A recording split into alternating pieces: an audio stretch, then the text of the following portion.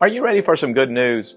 The best and most important gift you could ever receive from the Holy Spirit is His first gift to you, the revelation that you are a child of God.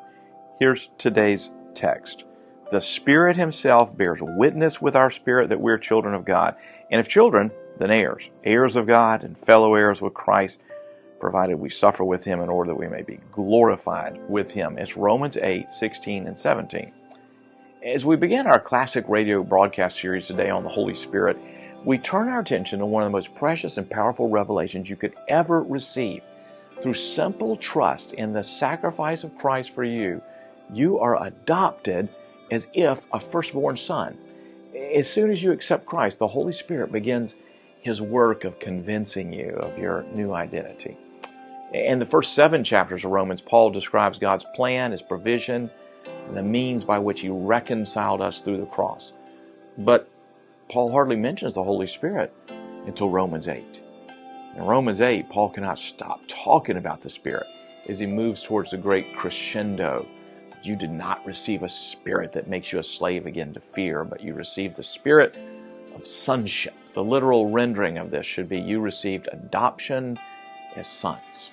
It's best not to change the language of sonship to make it gender inclusive here, because the word for sonship conveys a particular powerful concept. In that culture, it was a firstborn son who would receive a double portion of the inheritance. So if a father had 2 sons, then the firstborn would get 2/3 of the inheritance because he'd be expected to oversee the estate. That firstborn son was the delight and crowning prize of the family. The whole community celebrated with them. So Paul's not being gender specific here to exclude women, but instead is emphasizing that in the Spirit, we must understand that our adoption is like that of a firstborn son.